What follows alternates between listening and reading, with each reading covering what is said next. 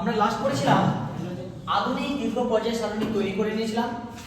কিসের ভিত্তিতে হয়েছিল আধুনিক দীর্ঘ পর্যায় সারণী? ইলেকট্রন সংখ্যার উপর বা বিন্যাসের উপর আধুনিক দীর্ঘ পর্যায় সারণী তৈরি করা হয়েছিল। এবং সেটা করতে গিয়ে আমরা তার যে বিভিন্ন শ্রেণী বরাবর কি কি নাম আছে দুটো বা তিনটে আমরা জাস্ট হালকা করে আলোচনা করেছিলাম। যেমন কি আমি একটু হালকা বলে দিই, প্রথম লাইনটা আমরা যে আলোচনা করেছিলাম সেটা ছিল ক্ষারীয় মৌল। 2 নম্বর শ্রেণীটা আমরা নাম রেখেছিলাম কি? ক্ষারীয় মৃত্তিকা। অর্থাৎ প্রকৃতি ওরা ক্ষারীয় টাইপেরই, কিন্তু এদেরকে মাটিতে পাওয়া যাচ্ছিল বলে এদের ক্ষারীয় মৃত্তিকা ধাতু বলা হয়েছিল। ক্লিয়ার? আর ওদিকে আমরা 17 নম্বরটা পড়েছিলাম কি না হ্যালোজেন মৌল। কেন না এই মৌলগুলো কি হয় সমুদ্রের লবণের সাথে মিশে থাকে বা সমুদ্রে পাওয়া যায় এক কথায়, তাই না? হ্যালোজেন কথাটার অর্থ হলো সমুদ্রের লবণ, সেই জন্য এদের হ্যালোজেন মৌল পড়েছিল। এবং তাদের আমরা কিছু জিনিস পড়েছিলাম, কিছু বৈশিষ্ট্য পড়েছিলাম। আজকে আমরা আরো ডিটেইলস একটু পড়ব। এইটা বোঝাতে গিয়ে আমি ধাতু অধাতু দুটো টার্ম ইউজ করেছিলাম। এবং ধাতু কি বললাম? যাদের কাছে এক্সেস ইলেকট্রন আছে তাদের ধাতু বলে, এক বা একাধিক হতে পারে। আরেকটু আপগ্রেড ডেফিনেশন আজকে হয়ে গেল যে ইলেকট্রন থাকবে, ঠিক আছে স্যার, ইলেকট্রন তো লিথিয়ামের কাছেও আছে, বেরিলিয়ামের কাছেও আছে, কিংবা সোডিয়ামের কাছেও আছে, পটাশিয়ামের কাছেও আছে। শুধু তাই নয়, এদের কাছে প্রত্যেকের কাছে একটা করে ইলেকট্রন আছে।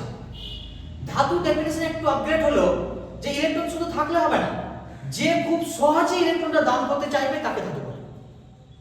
তাহলে আজ থেকে ধাতু ডেফিনেশন কি হয়ে গেল? আপগ্রেড হয়ে যার কাছে এক্সেস ইলেকট্রন আছে এবং যারা সহজে ইলেকট্রন দান করতে পারে, যে যত সহজে ইলেকট্রন দিবে সে তার ধাতব ধর্ম তত ভালো। বুঝতে পারলি কি? বুঝতে পারলি? যে যত সহজে ইলেকট্রনটা দান করবে তার ধাতব ধর্ম তত ভালো। তাহলে যখন স্যার আপনি এটা কথা বললেন ভালো করে বুঝছো। পর্যায় সারণীটা যদি আমি একটু লক্ষ্য করি, এই সোডিয়াম বা আমি ধরলাম পটাশিয়াম বা সোডিয়ামে ধরলাম, সোডিয়াম এই ইলেকট্রন দান করতে চাইছে, ম্যাগনেসিয়াম এও ইলেকট্রন দান করতে চাইছে, আস্তে আস্তে চলে আসো অ্যালুমিনিয়াম এও দান করতে চাইছে, সিলিকন এও দান করতে চাইছে, আবার কিছু দান করতে চাইছে না, মানে দুটো দ্বিমত। তারপর যে ফসফরাস এ কিন্তু আর দান করবে না, সালফার ক্লোরিন এরা দান করবে না, বরং এরা নিবে। তাহলে ডেফিনেশন অনুযায়ী সোডিয়াম হচ্ছে ধাতু হয়ে গেল, ম্যাগনেসিয়াম ধাতু হলো, অ্যালুমিনিয়াম ধাতু হলো, সিলিকন ধাতু হলো। এই যে সিলিকন যে বললাম একে কি বললাম? দ্বিমত, এর কোনো গ্যারান্টি নাই, কোনো সময় বলবে দিব, কোনো সময় বলবে দিব না। যাই হোক, তাহলে যারা কোনো তো গ্যারান্টি নাই, মানে ধাতু আছে আর অধাতু আছে, দুটার বৈশিষ্ট্য কি আছে, এই জন্য একে বলবো কি ধাতু গল্প। ধাতু গল্প মানে কি? যে মৌলের মধ্যে ধাতু এবং অধাতু উভয় ধর্ম বর্তমান তাকে ধাতু গল্প। বুঝা গেছে? এবার লক্ষ্য কর, তাহলে ধাতু গল্পের পরে এবার ফসফরাস, সালফার, ক্লোরিন এরা কি হলো? এরা হচ্ছে অধাতু। তাহলে আমাদের পরীক্ষায় যদি আসে ভালো করে বুঝ যে পর্যায় সারণীর এটা কত নম্বর পর্যায়? 3 নম্বর পর্যায়। পর্যায় সারণীর 3 নম্বর পর্যায়ের মৌলগুলিকে ধাতব ধর্মের ক্রম অনুসারে সাজাও, নিম্ন ক্রমে সাজাও। ধরে নিচ্ছি কি নিম্ন ক্রমে, নিম্ন ক্রমে মানে কি? বড় থেকে ছোট। তাহলে এই শ্রেণীর মৌলগুলোর মধ্যে সবথেকে ধাতব ধর্ম কার বেশি আছে? সোডিয়ামের। তারপরে আছে ম্যাগনেসিয়ামের। কেন স্যার? সোডিয়ামের তো একটা ইলেকট্রন আছে, ম্যাগনেসিয়ামের তো দুটো ইলেকট্রন আছে। ম্যাগনেসিয়ামের চাই দুটো ইলেকট্রন, ও দুটো দিচ্ছে তো ভালো আর বেশি দান করছে না। না, বেশি দান না কম দান আমি এটা বলিনি, আগ্রহ কার বেশি দান করবে। ভালো করে লক্ষ্য করো, সোডিয়াম আর ম্যাগনেসিয়ামের সাথে আমি একটু তুলনা করি। সোডিয়ামের লাস্ট কক্ষপথে কটা ইলেকট্রন আছে? একটা। আর একজনের লাস্ট কক্ষপথে কটা ইলেকট্রন আছে? মানে এর ম্যাগনেসিয়ামের দুটো। এবার লক্ষ্য কর, যখন দুজনেই আসলো যে না আমাকে ধনী হতে হবে, দুজনেই ভাবছে, সব থেকে কিন্তু বেশি ভাববে সোডিয়াম। কেন? আমি যদি কোনো কারণে একজনকে খালি বের করে দিতে পারি আমি ধনী হয়ে যাবো। এদিকে অপরদিকে ম্যাগনেসিয়াম বলছে হ্যাঁ আমি বের করে দিলে ধনী হব, কিন্তু আমাকে দুটো বের করতে হবে, একটা ঝামেলা কাজ আছে, তাই না? আর এই বলছে আমার একটাই, খালি কোনো খালি বের হয়ে যাবে, একটা বের করলেই আমি ধনী। তাহলে এই দুজনে ইলেকট্রন দান করছে, কিন্তু দুজনে ইলেকট্রন দান করার পরেও সোডিয়ামের আগ্রহটা বেশি আছে। যেহেতু আগ্রহটা বেশি আছে আর ডেফিনেশন অনুযায়ী যার আগ্রহ বেশি থাকবে ইলেকট্রন দান করার, সে তত ভালো ধাতব। বুঝা গেল কি? বুঝা গেল না? তাহলে নিশ্চয়ই সব থেকে ভালো ধাতব কে? সোডিয়াম। তারপর হচ্ছে ম্যাগনেসিয়াম, তারপর কি হবে? অ্যালুমিনিয়াম, এও কিন্তু দান করে, কিন্তু এদের থেকে আগ্রহটা একটু করে কমে যাচ্ছে। তাহলে পর্যায় সারণীর এদিকে বাম ওদিকে ডান বাম থেকে ডানে গেলে ধাতব ধর্ম কি হয়? হ্রাস পায়। বোঝা গেল কি বোঝা গেল না? কি হচ্ছে তাহলে স্যার ধাতব ধর্ম এখান থেকে নিব, এগুলোকে নিব কি? দেখো প্রত্যেকটা পরমাণুতে আমি যে বললাম এরা অধাতু, অধাতু মানে ধাতু কি বৈশিষ্ট্য নেই? আছে, কম পরিমাণে আছে। অর্থাৎ আমি যদি টোটাল বৈশিষ্ট্য 100% ভাবি, এদের ক্ষেত্রে দেখা গেল 90% ধাতব ধর্ম আছে, 10% অধাতব ধর্ম আছে। ভালো করে বুঝতে হবে। এদের ক্ষেত্রে ক্লোরিনের ক্ষেত্রে হয়তো 90% অধাতব ধর্ম আছে, 10% ধাতব ধর্ম আছে। ওই জন্য পরীক্ষায় যদি আমার ধাতব ধর্মের ক্রম আসে, আবার এটা ভাববি না যে ওরা তো ধাতু নয় ওদের নাম বাদ দিয়ে দিই, না, ওদেরও নাম লিখতে হবে, কিন্তু ওদের পরিমাণটা খুবই কম বা পার্সেন্টেজটা কম, ওই জন্য ওদের ক্রম যদি লিখি ওদের আস্তে আস্তে কমে যাবে। তাহলে ধাতব ধর্ম যেটা অধাতবের উল্টা। তাহলে আমাকে বল, যদি পরীক্ষায় বলে অধাতব ধর্মের ক্রম নিম্ন ক্রম অনুসারে সাজাও, কি লিখবি? তৃতীয় পর্যায়ে কি? তৃতীয় পর্যায়ে মৌলগুলো কি লিখবি? তাহলে প্রথমে কি হয়ে যাবে? অধাতব নিম্ন ক্রম, মানে সবথেকে বেশি অধাতব কার আছে? সবথেকে বেশি অধাতব হয়ে গেল আমার প্রথম ক্লোরিন, তখন হয়ে যাবে ক্লোরিন সবথেকে বেশি। তারপরে কি আছে? সালফার। তারপরে কি আছে? ফসফরাস। আর আমি বলছি, তাহলে বুঝতে পারছিস একটা ওয়ার্ডের জন্য আমার রেজাল্ট বা অ্যানসার চেঞ্জ হয়ে যাচ্ছে। ঊর্ধ্বক্রম বলেছে না অর্ধক্রম বলেছে, তার উপর রেজাল্ট চেঞ্জ হয়ে যাচ্ছে। ওই জন্য আমি বারবার বলছি পিরিয়ড টেবিলের এই তথ্য মুখস্থ করে কোনদিন অ্যানসার দিতে পারবে, তোমাকে সিস্টেম জেনে রাখতে হবে। কি সিস্টেম জানান স্যার? যে পর্যায় সারণীর বাম থেকে ডানে ধাতব চরিত্র হ্রাস পায় তথা অধাতব চরিত্র বৃদ্ধি পায়। স্যার উপর থেকে নিচে বলুন শ্রেণী বরাবর। আমার পরীক্ষায় দিল পর্যায় সারণীর দ্বিতীয় পর্যায়ের মৌলগুলিকে ধাতব ধর্মের ক্রম অনুসারে লেখো। কি লিখবো স্যার? দ্বিতীয়। তাহলে দ্বিতীয় কারা আছে? বেরিলিয়াম, ম্যাগনেসিয়াম, ক্যালসিয়াম, স্টেনিয়াম, বেরিয়াম, তাই না? এবার শ্রেণী বরাবর বললাম, পর্যায় বরাবর আর গেলাম না। তাহলে বুঝতে পারছিস শ্রেণী বরাবর কেন মনে রাখতে হবে। এবার আমি কি বললাম? ধাতব ধর্মের ক্রম অনুসারে সাজা। ধরে নিচ্ছি নিম্নক্রম। নিম্নক্রম মানে কি? বড় থেকে ছোট। তাহলে স্যার উপরে বড় আছে, বেশি আছে না কম আছে ধাতব ধর্ম? একটা জিনিস মনে রাখবি, শুধু ধাতব না, আমরা যতগুলো বৈশিষ্ট্য পড়ব দুটো ক্লাস মিলে, প্রত্যেকটা বৈশিষ্ট্য মনে রাখবি। বাম থেকে ডানে যদি হ্রাস পায়, উপর থেকে নিচে বৃদ্ধি পাবে। কি বললাম? তাহলে ধাতব ধর্ম বাম থেকে ডানে হ্রাস পাচ্ছিল না বৃদ্ধি পাচ্ছিল? হ্রাস পাচ্ছিল। তাহলে ধাতব ধর্ম উপর থেকে নিচে বৃদ্ধি পাবে। ক্লিয়ার? ধাতব ধর্ম কি হবে? উপর থেকে নিচে বৃদ্ধি পাবে। আমি এর আগের দিন একটা ক্লাসে একটা তোমাদের কথা বলেছিলাম যে ব্লক হিসাবে নাম রাখা হয়েছে, এবং লাস্ট ইলেকট্রনটা যেখানে ঢুকবে সেই নাম অনুসারে ব্লকটার নাম রাখা হয়েছে। তুমি লক্ষ্য করো, হিলিয়ামের ইলেকট্রন বিন্যাস করে লাস্ট ইলেকট্রনটা এস এ ঢুকেছে, কিন্তু হিলিয়ামকে এস ব্লকের মধ্যে রাখা হয়নি। কোথায় রাখা হয়েছে? P block. তাহলে এই হিলিয়ামেরও তো একটা ত্রুটি আছে। তাহলে তোমার যদি বলে পরীক্ষায় যে বর্তমান পর্যায় সারণীর দুটি ত্রুটি লেখো, ফার্স্ট ত্রুটি আমি কি লিখবো? হাইড্রোজেনের অবস্থানগত ত্রুটি আছে। আর দ্বিতীয় আমি ত্রুটি কি পেলাম? হিলিয়ামের অবস্থানগত ত্রুটি পেলাম। নেই বইয়ে এগুলো, কিন্তু শুনে নাও, হিলিয়ামের একটা অবস্থানগত ত্রুটি আছে। কেন? তখন যদি তোমাকে যে যুক্তি দিতে বলে কি বলবে? তখন বলতে হবে 1s2 এবং হিলিয়ামের লাস্ট ইলেকট্রনটি s এ গেছে, এবং এই নিয়ম অনুসারে হিলিয়াম হচ্ছে s ব্লকের মৌল, কিন্তু এটি s ব্লকের মৌল হওয়া সত্ত্বেও এটিকে p ব্লকে রাখা হয়েছে। এটি একটি ত্রুটি। বুঝতে পারলি কি বুঝতে পারলি না? যদি ভাষাটা কিভাবে লিখবি, আমার ক্লাস দেখবি, ভাষাটা খাতায় লিখে রেখে দিবি। ক্লিয়ার? ওকে। তাহলে এটা একটা ত্রুটি পেলাম। তাহলে বর্তমান পর্যায় সারণীও কি ঠিক আছে? কতগুলো ত্রুটি আছে? আরো অনেকগুলো ত্রুটি আছে যেগুলো তোমাদের কলেজে বা পর্যায় বরাবর যদি আমরা লক্ষ্য করি, পর্যায় বরাবর সেরকম নাম নেই কিছু স্পেশাল, শুধুমাত্র কি আছে কিছু কিছু শর্ট কোশ্চেন আছে যে সবথেকে ছোট মৌল মানে কম সংখ্যার মৌলের পর্যায় কোনটা। তাহলে আমরা লক্ষ্য যদি করি প্রথম পর্যায়টা হচ্ছে কি সবথেকে কম। কেন?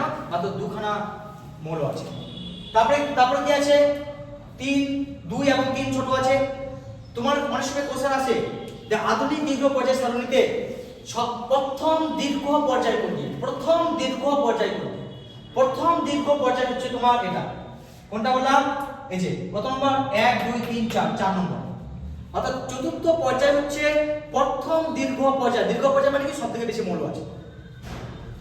প্রথম মানে কি প্রথম, কারণ এর যতটি মৌল আছে এখানে তো মৌলগুলো আছে, যদি এদের সংখ্যা আরো বেশি আছে, এদের সংখ্যা আরো বেশি আছে, কারণ আমি F ব্লকের মৌলগুলো এখানে লিখিনি। F ব্লক মৌল এই জায়গায় এই দুটো জায়গা থেকে তোলা হয়েছে, এই দুটো জায়গা থেকে তোলা হয়েছে। যেহেতু আমাদের সিলেবাসে অত কিছু নেই বলে আমি ওর দিকে যাচ্ছি না। নেক্সট হচ্ছে কি খুব ইম্পর্টেন্ট একটা জায়গা, সেটা হচ্ছে আকার। একটা কোন একটা জিনিসের সাইজ কি বলবো? সাইজ হচ্ছে যে ধর এটা লেন্থ হলো, এটা হচ্ছে সাইজ। কিন্তু একটা পরমাণুর আকার কি করে বুঝবো আমি? পরমাণুর আকার হচ্ছে, পরমাণু কিভাবে তৈরি হচ্ছে? ধরুন একটা সোডিয়ামের কটা কক্ষপথ আছে? 3টা, 2,8,1। তাহলে লাস্টে একটা ইলেকট্রন পড়ে আছে। তাহলে এই সোডিয়ামের সেন্ট্রালে কি আছে? নিউক্লিয়াস। এই নিউক্লিয়াস থেকে যোজ্যতা কক্ষের ইলেকট্রন পর্যন্ত যে দূরত্ব, সেটা হচ্ছে কোন একটা পরমাণুর ব্যাসার্ধ। এবার লক্ষ্য করো, স্যার ম্যাগনেসিয়ামের তো দুটো আছে, তাহলে দুটো হলো, একটা ওখানে ইলেকট্রন, একটা ইলেকট্রন, কিন্তু ব্যাসার্ধটা কি? আমি কক্ষপথের কথা বলছি, কক্ষপথের কথা বলছি, আসছি ওই জায়গাটা। এবার লক্ষ্য করো, তার মানে স্যার আপনি বলতে চাইছেন আমি যদি প্রথমে হাইড্রোজেন নিই, হতে একটা ইলেকট্রন, সাইজ ছোট। আমি যদি লিথিয়াম নিই, হতে 3টা, মানে 2,1, এই দুটো কমা একটা, তাহলে লিথিয়ামের সাইজ বড় হয়ে গেল, তাই না? তারপরে আপনি স্যার বলতে চাইছেন বেরিলিয়াম কত আছে? 2,2, এই 2, এই 2। আরেকটা নিয়ে নিই, বোরন কততে আছে? Hydrogen, helium, lithium, beryllium, boron 5, 2,3। ও যেটা বললে একটু আগে যে স্যার যেহেতু এর ইলেকট্রন কক্ষপথের সংখ্যা সেম হচ্ছে, তাহলে লিথিয়াম, বেরিলিয়াম, বোরন এদের সাইজ তো সেম হবে, কিন্তু স্যার সেম হবে না। কেন হবে না সেটাকে বুঝতে হবে। ভালো করে লক্ষ্য কর, এই এরিয়াটা শুধুমাত্র ইলেকট্রন এর উপর ডিপেন্ড করে না। আমরা যদি একটু ক্লাস 9 দেখি, একটা পরমাণু কি করে গঠন করছে, একটু গঠন প্রণালী যদি দেখি, ক্লাস 9 এ ছিল কি গঠন ছিল না, একটা পরমাণুর মিডলে থাকবে নিউক্লিয়াস এবং ইলেকট্রনগুলো তার কক্ষপথে ঘুরবে। কেন ঘুরবে না, এদের মধ্যে একটা আকর্ষণ বল আছে, দুই, এখানে দুটো আছে। কক্ষপথের সংখ্যা অনুসারে তাদের ব্যাসার্ধটা সেম হওয়া উচিত ছিল, কিন্তু সেম হবে না। কি হওয়া উচিত হবে তাহলে? স্যার ইলেকট্রন সংখ্যা বেড়ে, যত ইলেকট্রন বাড়ছে তার সাইজও তো বাড়ার কথা ছিল, কিন্তু স্যার বাড়বে না। স্যার কি তাহলে সেম থাকবে? সেমও থাকবে না স্যার, বরং কমে যাবে, সাইজ বরং কমে যাবে। খুব ইন্টারেস্টিং জিনিস, কেন কমে যাচ্ছে ভালো করে লক্ষ্য করো।